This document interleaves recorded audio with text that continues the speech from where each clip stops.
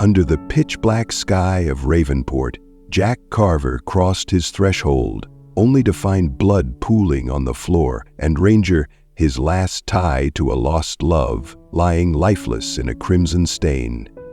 What kind of fool would think a single gunshot could end so quietly? Unaware, it had unleashed a nightmare the city prayed would stay buried. A faded photo slipped from the intruder's hand, Lucy's eyes staring back through years of secrets. Was she truly gone, or was her death just the first lie in a web of betrayal? Subscribe to Heart Tales now to unravel the truth in this blood-soaked saga. Under the pitch-black sky of Ravenport, Jack Carver drove his beat-up Chevy through streets that reeked of rust and regret. The city sprawled around him like a wounded beast. Once a proud industrial hub on America's northeast coast, now a graveyard of abandoned factories and crumbling docks. Sodium streetlights flickered weakly, casting jagged shadows over the potholed asphalt, while the distant hum of freighters at the harbor droned like a restless ghost. Jack's hands tightened on the wheel, his knuckles white against the worn leather. He'd chosen this forsaken place to disappear, to bury the man he'd once been, a CIA-trained killer with too many names scratched into his ledger. But tonight, something felt off. The air was too still, silence too sharp, like the world was holding its breath before a scream. He turned onto Elmwood Drive, a narrow lane flanked by sagging row houses and skeletal trees, pulling into the gravel driveway of his small, weather-beaten home. The porch light buzzed faintly, a moth batting against its glow. Jack killed the engine and stepped out, the cold March wind biting through his leather jacket. His boots crunched on the frostbitten ground as he scanned the surroundings. Old habits from a life he'd tried to leave behind. Then he saw it. The front door, ajar just an inch, swaying gently in the breeze. His pulse didn't spike, it steadied, the way it always did when danger loomed. He reached under his jacket, fingers brushing the grip of the Glock 19 he still carried, a relic he couldn't let go of despite years of pretending otherwise. Inside, the house was a tomb. The faint scent of gunpowder stung his nostrils, and the living room lay in chaos. Drawers yanked open, cushions slashed, a shattered lamp spilling glass across the hardwood. Jack moved silently, gun raised, his breath a controlled whisper. A low growl rumbled from the hallway.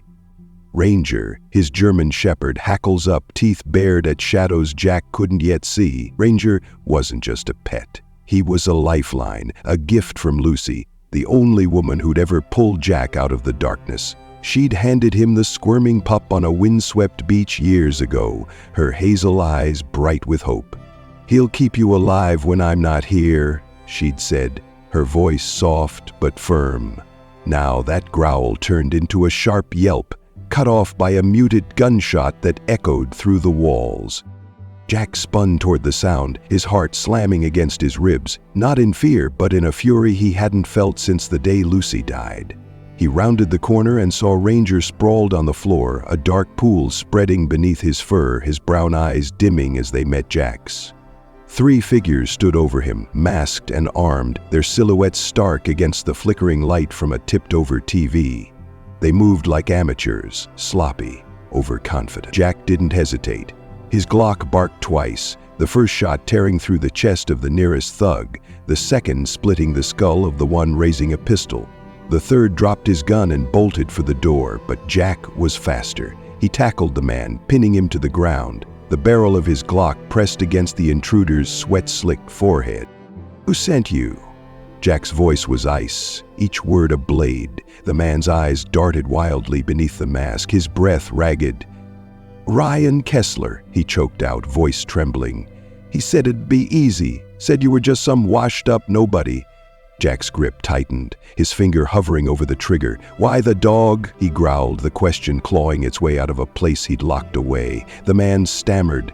It got in the way. We didn't—" Jack didn't let him finish. A single shot silenced him, the sound swallowed by the night. He rose slowly, his boots leaving bloody prints as he crossed to Ranger's side. The dog's chest was still, the life gone from his loyal companion. Jack dropped to one knee, his hand trembling as it brushed Ranger's fur. From his pocket he pulled a small silver necklace. Lucy's, the one she'd fastened around Ranger's neck when he was just a pup. The memory hit him like a freight train. Lucy laughing as Ranger chewed her shoelaces, her voice promising a future Jack had dared to believe in.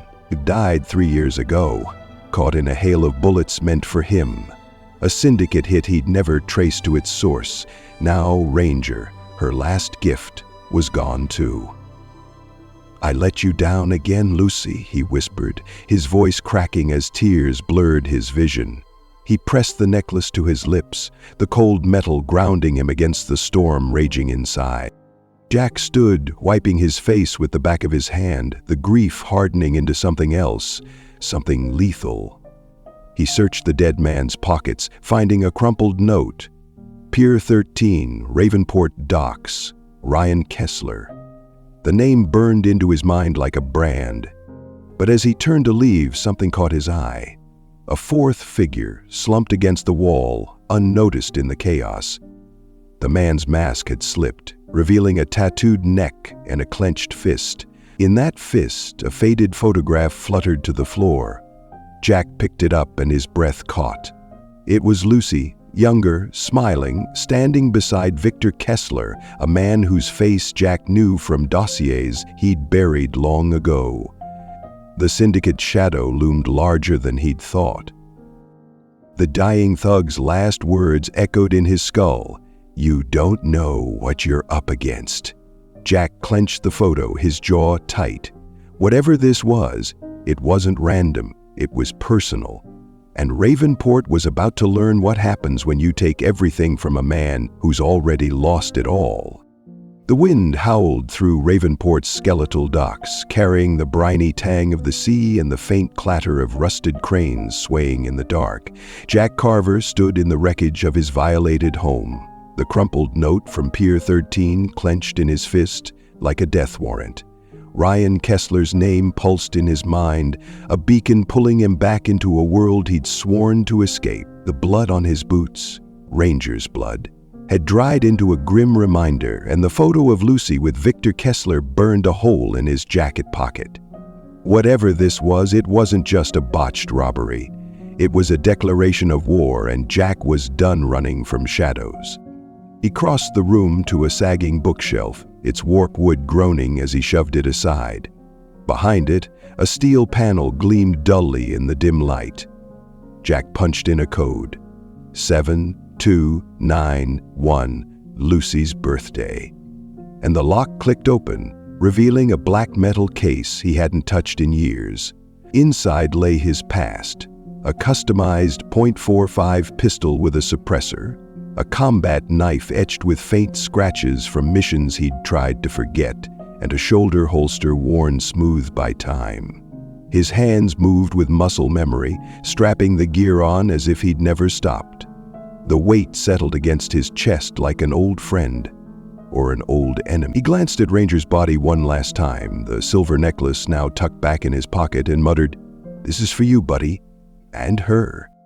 The drive to Ravenport Docks was a blur, the Chevy's headlights slicing through fog that clung to the waterfront like a shroud. Pier 13 loomed ahead, a decaying stretch of concrete jutting into the black water, lined with stacks of rotting crates and flickering sodium lamps. Jack parked a block away, killing the engine and slipping into the shadows.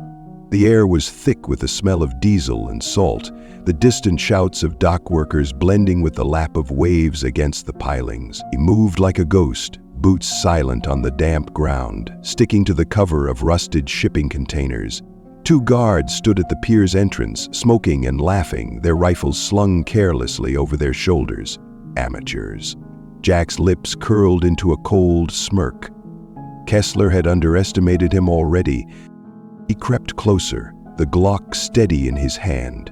A flick of his wrist, and the suppressor coughed, a soft thwip as the first guard's cigarette fell from his lifeless fingers, blood blooming across his chest. The second turned, mouth opening in a silent shout, but Jack was already there, his knife flashing in the dim light. The blade sank into the man's throat, cutting off any sound before it could escape. Both bodies slumped to the ground, and Jack dragged them behind a crate, their blood mixing with the oily puddles. He pressed forward, slipping through the pier's maze of steel and wood, his senses razor-sharp. A warehouse loomed at the end of Pier 13, its corrugated walls streaked with rust and graffiti. Light spilled from a cracked window and voices echoed inside, arrogant, loud, oblivious.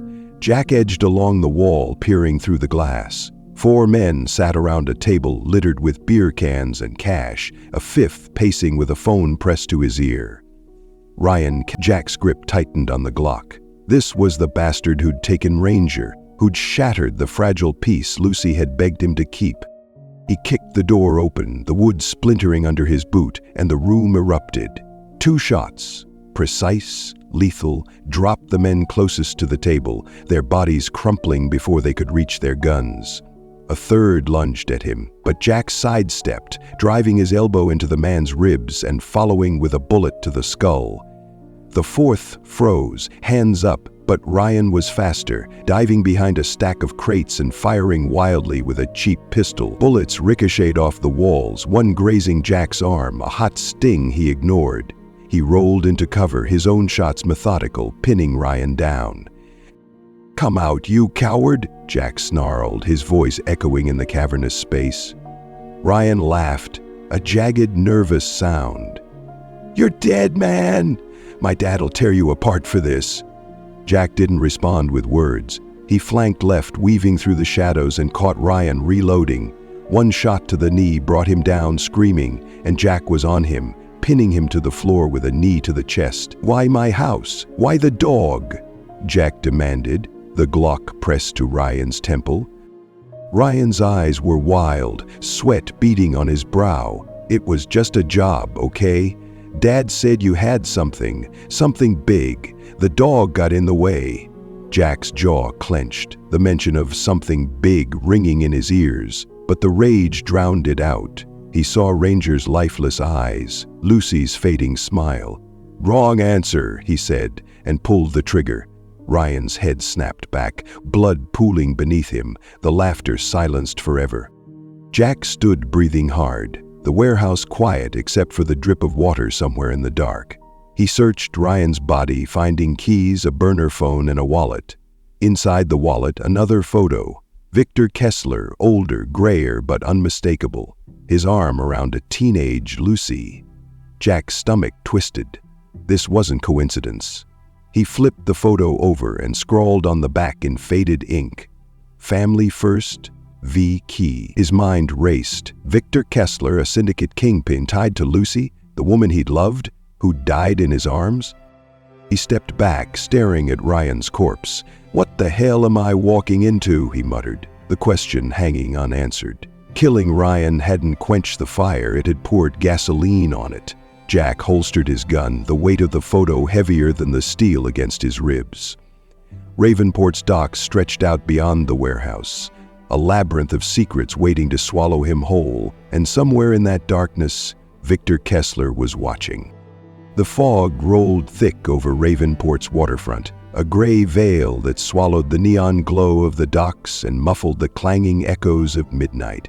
Jack Carver slipped away from Pier 13, the weight of Ryan Kessler's blood still warm on his hands, the photo of Lucy and Victor Kessler a splinter in his mind. His arm throbbed where a stray bullet had grazed it, a shallow cut he'd patched with a strip of cloth torn from his shirt, but the real pain was deeper, gnawing at his chest, fueled by questions he couldn't answer.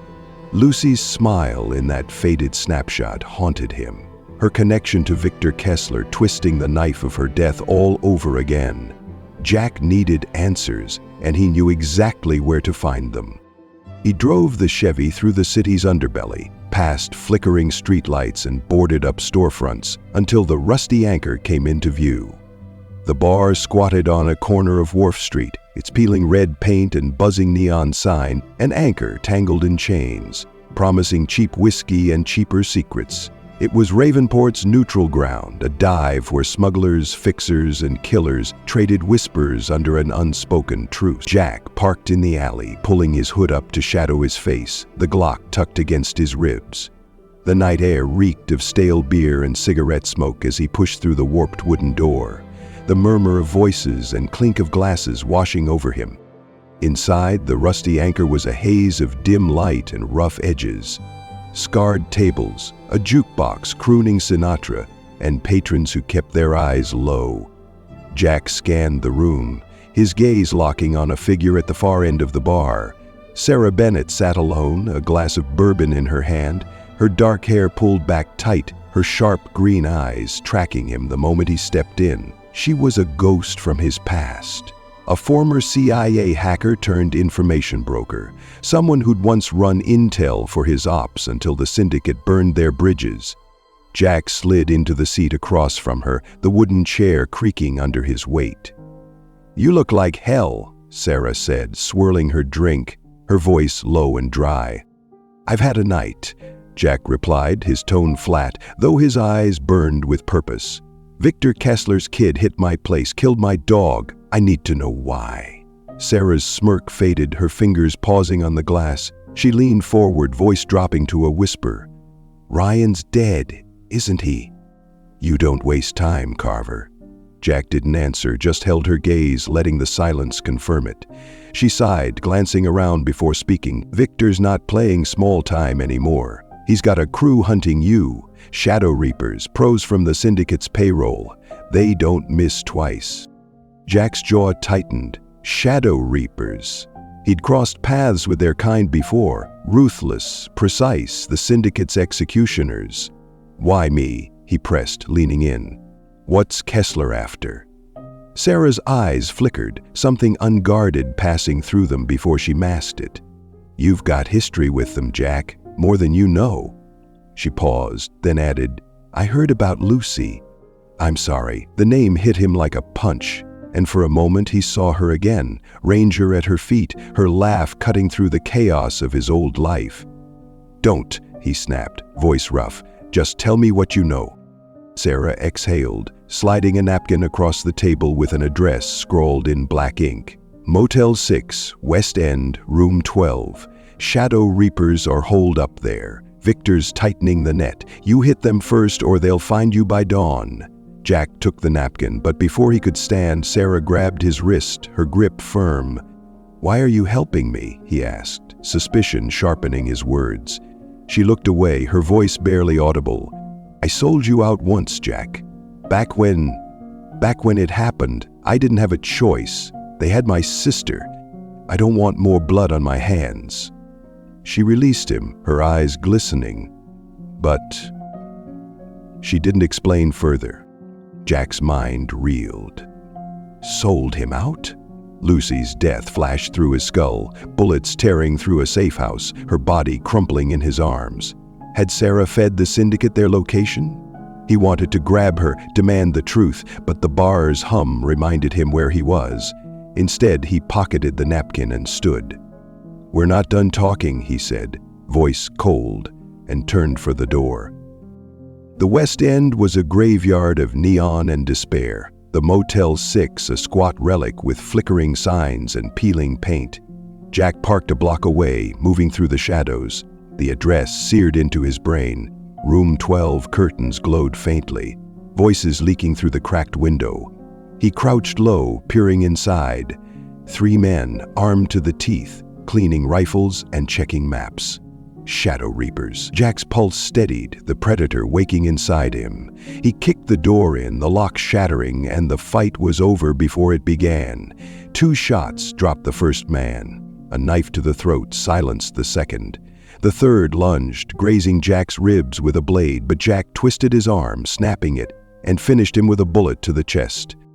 Blood slicked the carpet as Jack searched the room. A burner phone on the nightstand buzzed to life, a text lighting the screen. "Warehouse, midnight, shipment ready." Jack pocketed it, his breath ragged, the cut on his side stinging. Then Sarah's voice echoed in his head. "I sold you out once." He pulled a small USB drive from the dead man's pocket.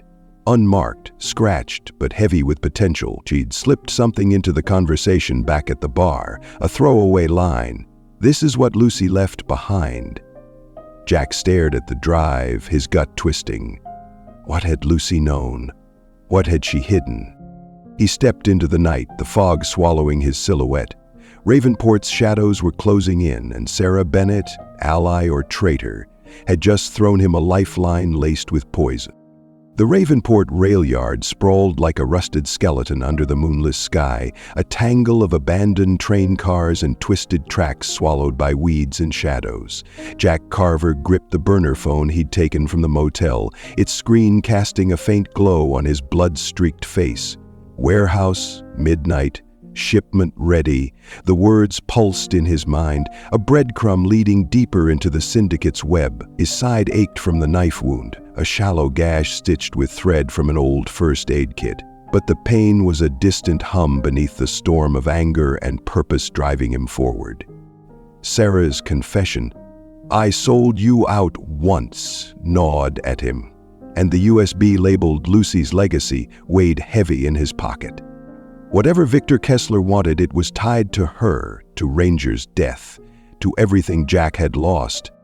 He ditched the Chevy a mile out, moving on foot through the yard's labyrinth of steel and decay. The air was thick with the scent of oil and damp earth, the distant wail of a freight horn cutting through the silence. Jack's boots sank into the muddy gravel as he slipped between boxcars, the Glock steady in his hand, suppressor gleaming faintly. The warehouse loomed ahead, a hulking silhouette with cracked windows leaking slivers of yellow light. He crouched behind a rusted flatbed, scanning the perimeter. 2 guards paced near the entrance, their rifles slung low, cigarettes glowing like fireflies. Shadow Reapers. Sarah hadn't lied about their presence, but trust was a currency Jack couldn't afford. He waited, timing their steps, then moved. A silenced shot dropped the first guard, a clean hole blooming in his chest. The second spun, reaching for his radio, but Jack's knife was faster, slicing through his windpipe with a wet gurgle. Both bodies hit the ground and Jack dragged them into the dark, their blood seeping into the dirt. He slipped inside, the warehouse's cavernous interior swallowing him whole. Rows of crates stacked high, the hum of machinery buzzing like a trapped insect. Voices drifted from deeper within, sharp and tense. Jack edged along the wall, peering around a corner. 3 men, Shadow Reapers, stood near an open crate, their gear military grade, their movements precise. This wasn't a ragtag crew, this was a death squad. Then it happened. A crack split the air, a sniper's bullet tearing through the space where Jack's head had been a heartbeat ago. He dove behind a crate, splinters exploding as more shots followed, the Reapers reacting with lethal coordination. Jack's chest burned, not from fear but from a realization. They'd been waiting for him. Sarah's tip had led him straight into an ambush. He rolled out of cover, firing 2 quick shots. One Reaper dropped, clutching his throat, but the others closed in, their submachine guns barking. Bullets ricocheted off steel, a deafening roar in the confined space. Jack's arm stung as a round grazed his bicep, but he kept moving, weaving through the maze of crates, his breath ragged.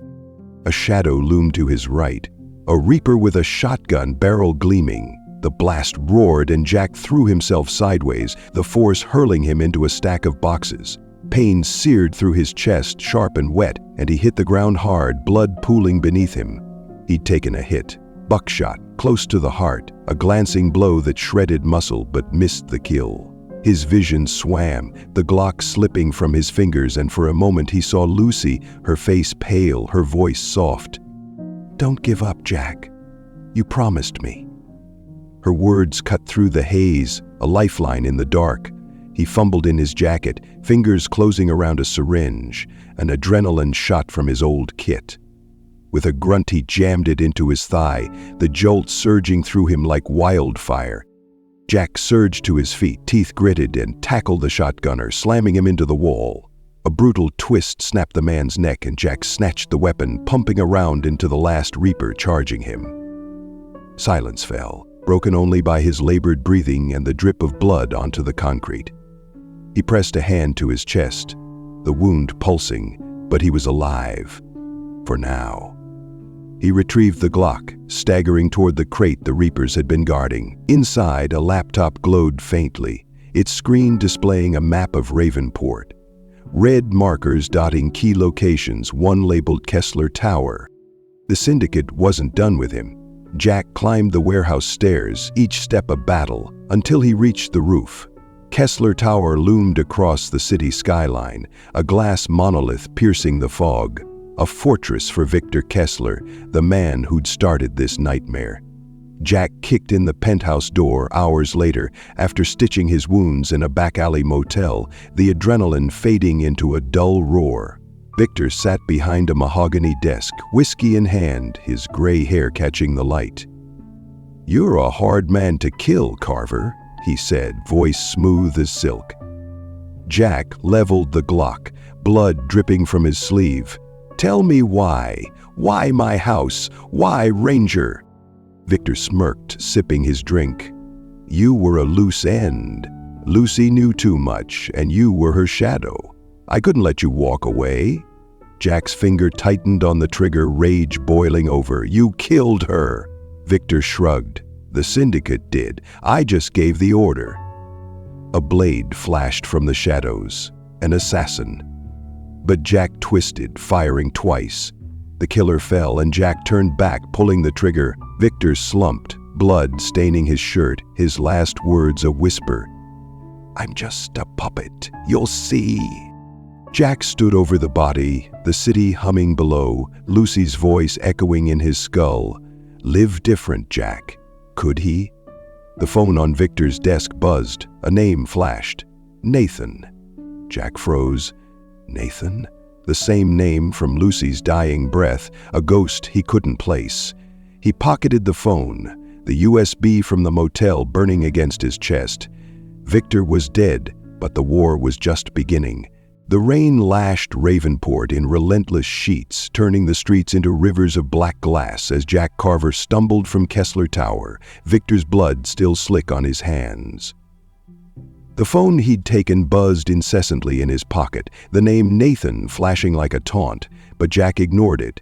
His chest a throbbing mess of pain and adrenaline. The buckshot wound burned with every step, blood seeping through the makeshift stitches, but he pushed forward, driven by the USB, Lucy's legacy, and the echo of Victor's final words. I'm just a puppet. The syndicate wasn't finished with him, and neither was the ghosts of his past. He needed shelter, a moment to breathe, but Ravenport's shadows had other plans. He'd barely reached the alley behind the tower when headlights sliced through the downpour. A black SUV screeched to a halt, disgorging 4 figures in tactical gear. Jack dove behind a dumpster, the Glock slipping in his rain-soaked grip as bullets tore into the brick wall above him. Shadow Reapers, or something worse. He fired back, 2 shots catching a silhouette in the chest, but a sharp crack split the air. A tranquilizer dart grazed his neck, the sting cold and immediate. His vision blurred, legs buckling, and the last thing he saw was a tall, gaunt man stepping from the SUV, his voice cutting through the haze. Bring him in alive. He's mine. Jack woke to darkness, the metallic tang of blood and rust thick in his throat. His wrists were bound to a steel chair, the cold biting into his skin, and a single bulb swung overhead, casting jagged shadows across a concrete room. Footsteps echoed, deliberate and slow, and the man from the alley emerged, Marcus Reed, known in syndicate circles as the Guide. Tall, skeletal, with eyes like polished obsidian, he carried an air of polished menace. In his hand dangled Lucy's silver necklace, the one Jack had left with Emily, snatched from the safe house before he could stop them. Jack Carver, Marcus said, his voice a low rasp. You've been a busy man. Victor was a disappointment, but you're a prize. Jack strained against the restraints, pain flaring in his chest, but his glare didn't waver. Where's the girl? He snarled, voice hoarse. Marcus smirked, twirling the necklace. Safe, for now. But you're not here to bargain for her. You're here to listen. He stepped closer, leaning in until his breath brushed Jack's face. Lucy wasn't just your damsel, Carver. She was one of us, a syndicate operative trained to infiltrate, to kill. Until she met you, Jack's heart slammed against his ribs, disbelief warring with fury. You're lying, he spat. But Marcus's smile widened, chilling and certain.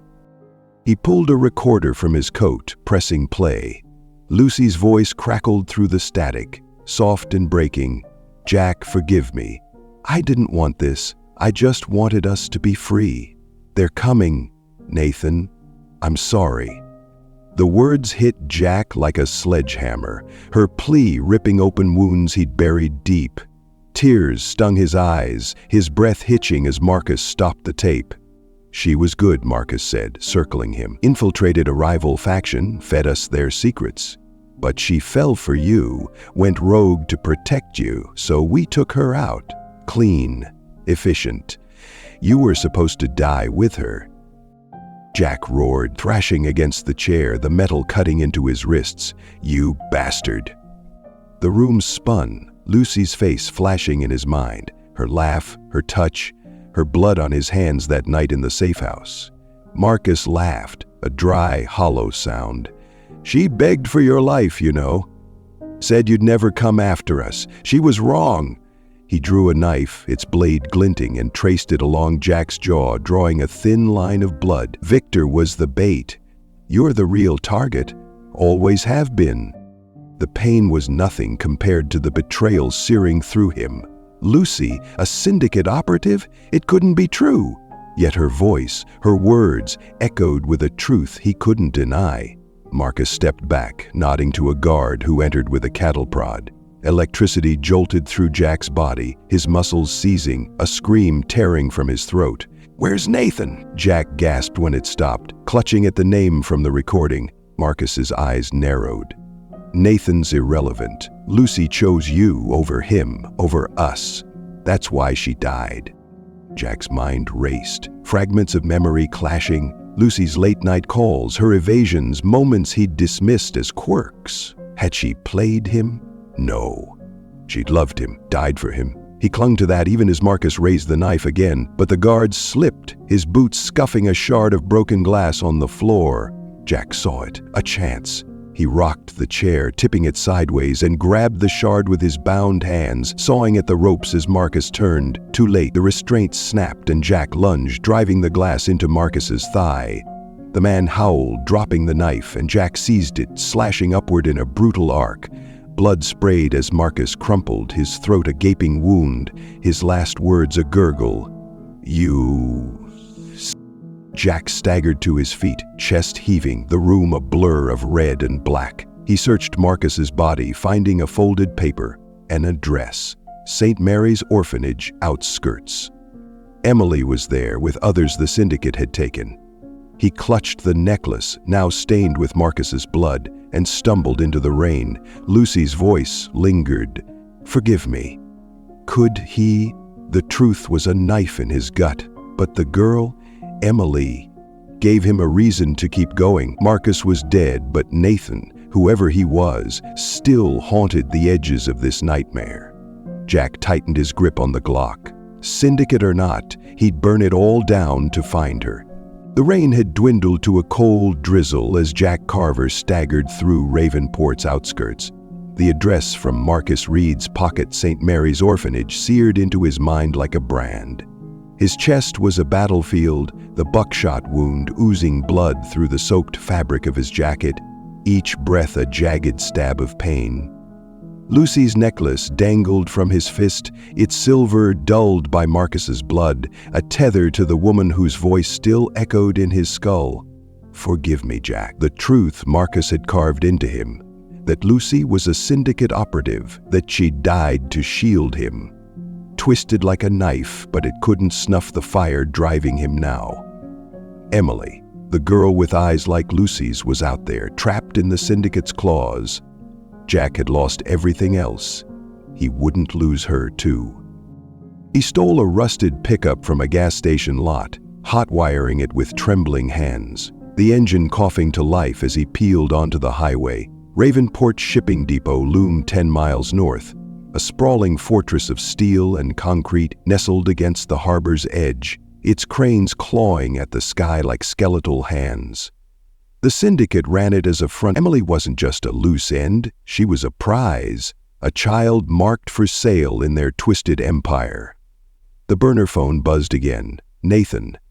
but Jack crushed it under his boot, the name a riddle he'd unravel later. For now, he had a mission. The depot buzzed with late-night activity, floodlights casting harsh beams over rows of shipping containers and the growl of forklifts. Jack parked half a mile out, slipping through the shadows, the Glock steady despite the shake in his hands. His side throbbed, blood trickling down his ribs, but he pushed it aside, focusing on the eastern loading dock, a weak point where two guards slouched, playing cards on a crate. He moved like a phantom, the drizzle masking his steps. A silent shot dropped the first guard, his cards scattering in the wind. The second barely looked up before Jack's knife found his chest. Their bodies slumped into the shadows, and Jack dragged them out of sight, his breath shallow but controlled. Inside the warehouse was a hive.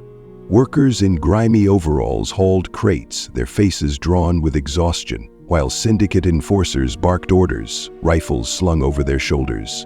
Jack hugged the walls, blending with the chaos, his eyes tracking the flow of cargo. A pattern emerged. Crates marked with a red triangle moved faster, guarded tighter, loaded onto blacked-out trucks. He followed their path, slipping deeper into the facility until he reached a central cage, a steel pen locked tight, two enforcers standing watch. Inside, a single crate, larger than the rest, bore the red triangle and "Handle with care" stenciled in bold. Jack's gut clenched. Emily. He needed a distraction. Spotting a stack of fuel drums nearby, he pulled a small C4 charge from his jacket, salvaged from his old kit, and wedged it into the pile, setting a 5-second timer. He ducked behind a container as the blast roared, a fireball lighting the warehouse in orange and gold. Workers screamed, scattering like ants, and the enforcers spun toward the chaos. Jack seized the moment, rushing the cage. 2 shots dropped the guards, their bodies crumpling, and he pried the lock open with a crowbar from the floor. The crate's lid splintered under his hands, and there she was. Emily, 10 years old, wrists bound, mouth gagged, her wide hazel eyes meeting his. Lucy's eyes. Jack cut her ropes, pulling the gag free, his voice soft but urgent. "You're safe now. I'm getting you out." Emily's lip trembled, tears spilling down her dirt-streaked face. "I thought no one was coming," she whispered, her small arms wrapping around him. Jack's throat tightened, a flood of memory crashing over him. Lucy's arms around him after a mission, her promise of a better life. "Someone saved me once," he said, voice rough. "Now it's my turn." He lifted her, her weight light against his battered frame, and turned to run. Shouts erupted behind them, syndicate muscle closing in, alerted by the blast. Jack sprinted through the warehouse, Emily clinging to his neck, bullets whizzing past as he wove between crates. A shot grazed his shoulder, a hot lance of pain, but he shielded her, diving behind a forklift as gunfire tore into the metal. "Stay down," he growled, returning fire, dropping 2 pursuers. The exit loomed ahead, a sliver of night beyond the loading bay, but a squad blocked it. 5 men, armed and advancing. Jack's ammo was low, his body screaming, but he saw Lucy in Emily's terrified face. He couldn't fail her again. He grabbed a smoke grenade from a dead guard, pulling the pin and rolling it toward the squad. Gray haze billowed, choking the air, and Jack charged through, firing blindly. A bullet punched his leg, but he kept moving, bursting into the rain-soaked night with Emily in his arms. He collapsed against the pickup, shoving her inside, and floored it, tires screeching as they peeled away. The depot faded in the rearview, gunfire echoing behind them. Miles later, he pulled into a wooded clearing, a cabin hidden among the pines. Lucy's old safe house, untouched since her death. Jack carried Emily inside, laying her on a cot, wrapping her in a blanket. Her eyes fluttered, exhaustion taking hold, but she grabbed his hand. "Don't leave me," she murmured. Jack knelt, pulling Lucy's necklace from his pocket, its silver glinting faintly. "If I don't come back, this'll keep you safe," he said, pressing it into her palm. Her fingers closed around it, and she drifted off, a fragile peace settling over her face. Jack stepped outside, the rain washing blood from his skin, his gaze hardening. The cabin's wall bore a carving, "Jack, forgive me." L. His breath caught. Was it real or a trick of his broken mind?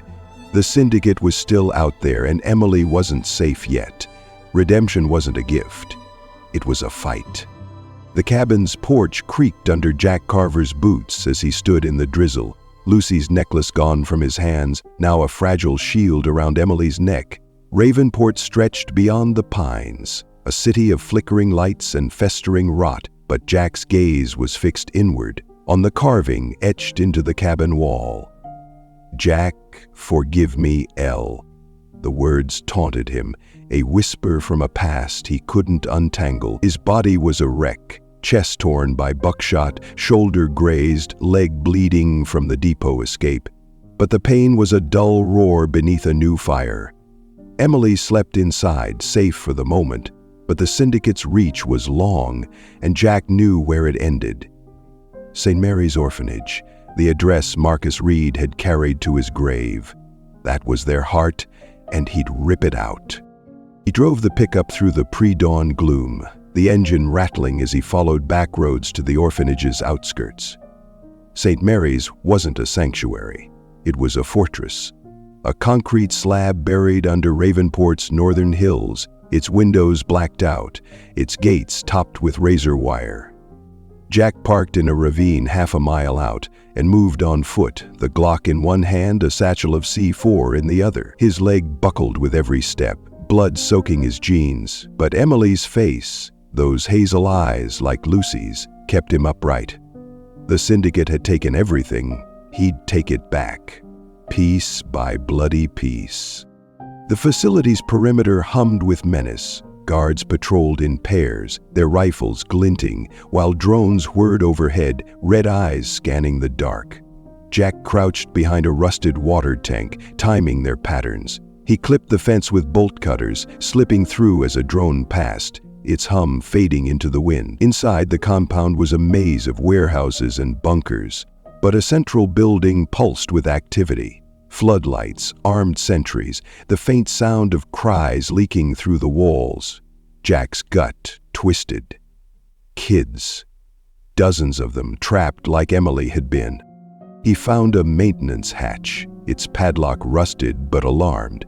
A signal jammer from his kit froze the system long enough for him to slice it open, and he dropped into a tunnel, damp, claustrophobic, reeking of mildew. It spat him out inside the main structure, a cavernous hall lined with steel cages, each holding a child. Pale, shivering, eyes hollow with fear. At the center, a platform rose like a throne, and atop it stood Evelyn Ward, the architect. A woman in her 60s, her silver hair pulled tight, her voice sharp as she barked orders into a headset. Jack froze, her face searing into his memory. He'd seen her once, years ago, in a syndicate dossier Lucy had shown him. The ghost who pulled strings from the shadows. Evelyn's gaze snapped to him as guards shouted, rifles rising. "Jack Carver," she said, her tone icy with recognition. "You're persistent." Jack didn't reply, firing 2 shots that dropped the nearest enforcers. But these weren't ordinary thugs. Enhanced, their movements unnaturally fast, their strength crushing. One tackled him, slamming him into a cage, the metal buckling as pain exploded in his ribs. Jack drove his knife into the man's side, twisting until he fell, but more closed in, a relentless tide. He fought like a cornered animal, bullets and blades flashing, blood slicking the floor, but they were too many, too strong. Evelyn descended, her heels clicking, a smirk curling her lips. "Lucy was my project," she said, circling him as he staggered to his feet. "A perfect killer until you broke her. She chose love over loyalty, and I had to erase her." Jack's vision blurred, rage and grief colliding. "You're lying," he rasped, but Evelyn laughed. "She trained you, Carver, shaped you into this, my little lost lamb." The words hit like a gunshot, Lucy's lessons, guns, tactics, survival flooding back. Had she molded him for this?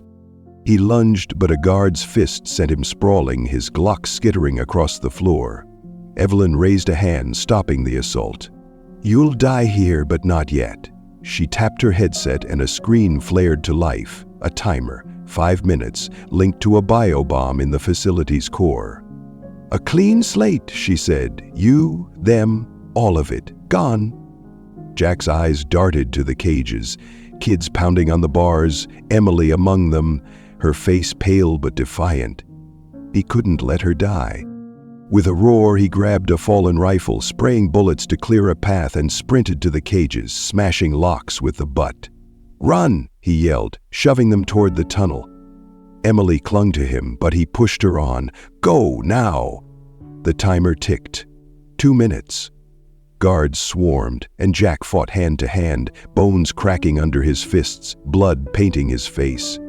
Evelyn retreated to the platform, but Jack threw his last C4 charge, the blast hurling her backward. She screamed, tumbling into a chasm below, her headset sparking as she fell.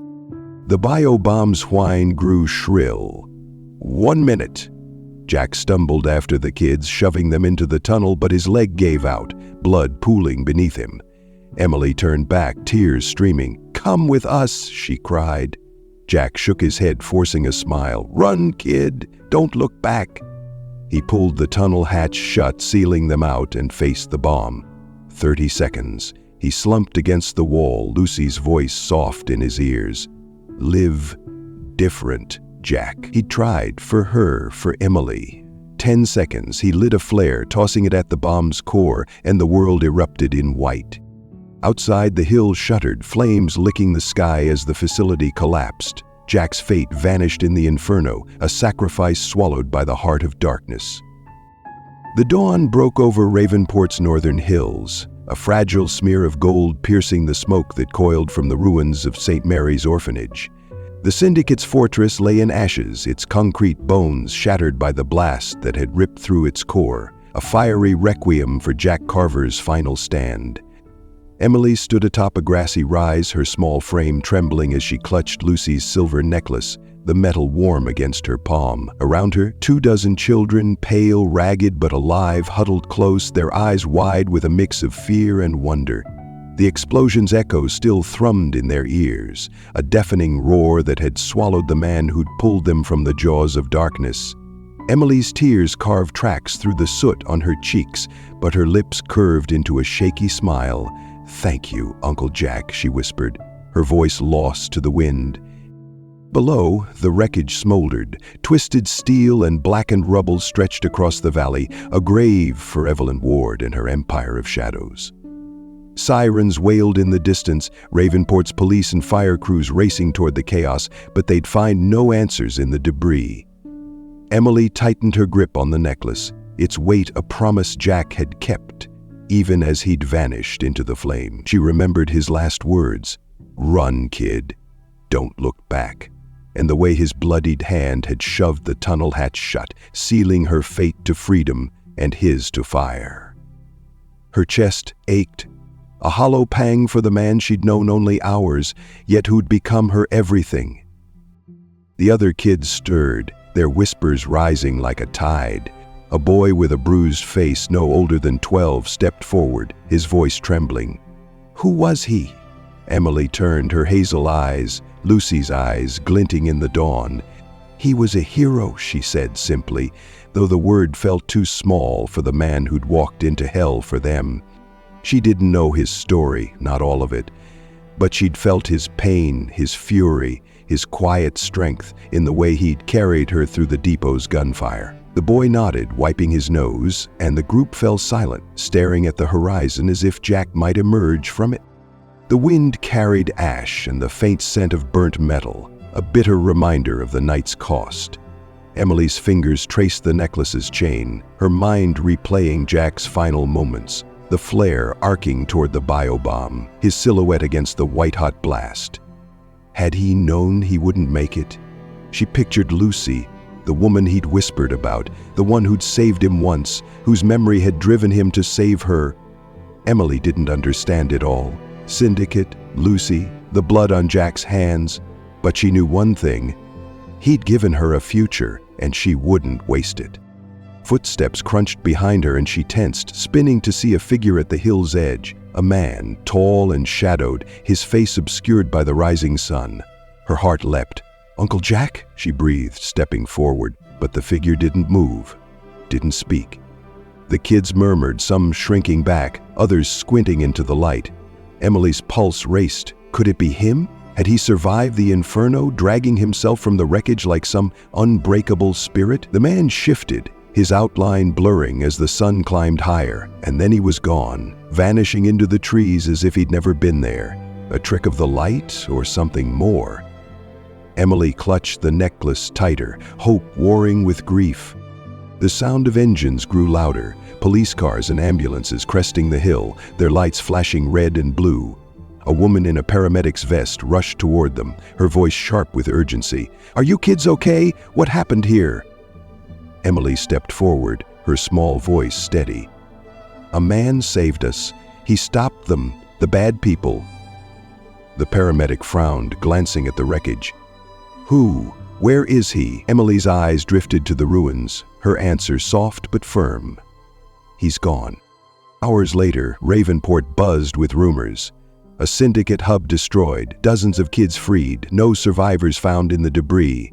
News vans clogged the streets, reporters shouting over each other, but the children's story held. A lone man, a ghost in the night, had torn through the darkness to bring them light. Emily sat in a hospital blanket, the necklace hidden under her shirt, her gaze distant as a social worker asked questions she barely heard. She didn't tell them about the figure on the hill. She couldn't, not yet. It was hers to hold, a fragile thread of maybe. The day stretched into dusk, the city settling into an uneasy quiet. Emily stared out the hospital window, Ravenport's skyline jagged against the fading sun. Jack was gone.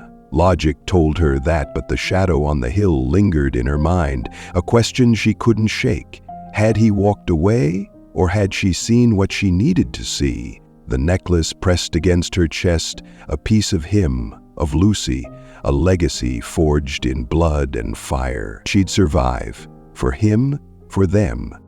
A voice broke her thoughts. The TV in the corner, a Heart Tales narrator, smooth and solemn. He stepped into the darkness to bring back the light. Jack Carver's legacy lives in the footsteps of the free, in a city forever changed. But has the darkness truly faded? Tell us what you think. Subscribe to Heart Tales for more. Emily's eyes welled up, a single tear slipping free. The screen flickered, and for a moment she swore she saw him. Jack, standing in the smoke, watching her. Then it was gone, leaving only silence and the promise of dawn. The hospital room hummed with the soft beep of machines as Emily sat on the edge of her cot, Lucy's silver necklace glinting beneath the collar of her borrowed sweater. Ravenport's skyline loomed beyond the window, a jagged silhouette softened by the dusk's amber glow. But Emily's eyes were fixed on the past, on Jack Carver, the man who'd walked into fire to pull her from the abyss. 3 days had passed since the inferno swallowed St. Mary's orphanage, and the city buzzed with whispers. A vigilante, a ghost, a savior lost to the syndicate's ashes. Emily didn't care what they called him. To her, he was Uncle Jack, the bloodied stranger who'd given her a future when the world had none to offer. She traced the necklace's chain, its cool metal a lifeline to the chaos she'd survived. The other kids were safe now, scattered to foster homes or distant relatives, their stories of the man in the shadows spreading like wildfire through Ravenport streets. Emily stayed silent when the social workers pressed her for details, her answers vague but firm. He saved us. That's all that matters. She didn't tell them about the cabin, the carving, Jack, forgive me, or the figure on the hill, a shadow that danced in her dreams. Was it him, or just her heart clinging to hope? A memory flickered, sharp and vivid, years ago, before the syndicate's cage, before the depot's gunfire. She was 5, maybe 6, standing on Ravenport's windswept beach, the sand gritty under her sneakers. A woman knelt beside her, her hazel eyes warm, her voice gentle as she handed Emily a stick to draw in the wet sand.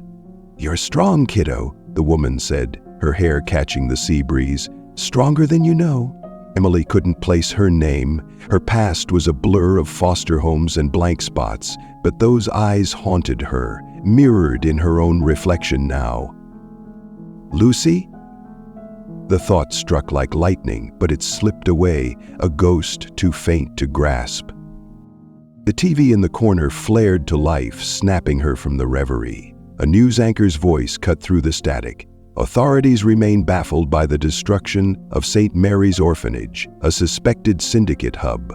No bodies recovered, but survivors credit a lone figure. Emily's breath caught as footage played. Smoking rubble, kids wrapped in blankets, her own face blurred among them. Then the screen shifted, a Hearttails logo glowing red. The narrator's voice rolled in, smooth and haunting. He was a storm in the night, a man who traded his life for theirs. Jack Carver's legacy burns in Ravenport's soul. But what secrets died with him? Emily's eyes welled up, a tear slipping free as the screen flashed to a photo. Jack, grainy and old, a CIA file leaked years ago. She didn't need the news to tell her who he was. She'd felt it in his grip, his ragged whispers, the way he'd shielded her from bullets. The narrator continued. Some say he's gone, others whisper he walks still, a shadow waiting to strike. What do you believe? Subscribe to Hearttails, share your thoughts below. The words lingered, a call to the city, to her. She stood, crossing to the window, the necklace swaying against her chest. Ravenport sprawled below, its docks and towers a testament to Jack's war, a war that might not be over. The syndicate's roots ran deep, and Evelyn Ward's death didn't uproot them all. Emily's small hands curled into fists. She'd grow up, find answers, carry Jack's fight if she had to. The TV crackled again, a late-night radio feed breaking through. Carver's gone, but Nathan's still out there. Syndicate's quiet. For now. Emily froze. Nathan. The name Jack had snarled in his delirium, the one Lucy's voice had begged forgiveness from in Marcus's tape. Who was he? Another memory surfaced, unbidden.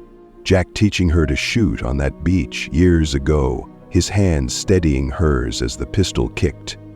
"You'll need this someday," he'd said, his voice rough but kind. "No, not Jack. The woman. Lucy." Emily's knees buckled, her mind racing. Had Lucy trained her too, long before the syndicate's chains? Was that why Jack had found her, saved her? The room spun, fragments of a life she couldn't piece together. Lucy's lessons, Jack's sacrifice, Nathan's shadow looming over it all. She sank back onto the cot, clutching the necklace, its silver warm now, alive with their ghosts. The Hearttails narrator's voice looped in her head. "Tell us what you think." Emily didn't have answers, not yet, but she had questions, burning bright. Was Jack dead, or had he slipped through the flames, a phantom waiting in Ravenport's dark corners? Was Lucy more than a memory, a mother or mentor lost to time? And Nathan, who was he to them both? A friend turned foe, or a key to the syndicate's heart? The door creaked open, a nurse peering in. "You okay, sweetie?" Emily nodded, forcing a smile, the necklace hidden under her sweater. "Just thinking," she said, her voice steady despite the storm inside. The nurse left and Emily turned back to the window, the city's lights flickering like stars in a void. Jack had given her this, a chance to live, to fight, to uncover the truth. She'd hold it tight, grow into it, become the strength he'd seen in her. Years later, a young woman stood on that same beach, the necklace glinting at her throat, her hazel eyes sharp with purpose. Emily, grown, her hair catching the wind as she whispered to the waves. "I'll find him, Uncle Jack, whoever he is." The radio crackled nearby, a voice cutting through. "Nathan's moving, Ravenport's not done. The story wasn't over, not for her, not for Jack's legacy, not for the shadows still lurking in the city's veins.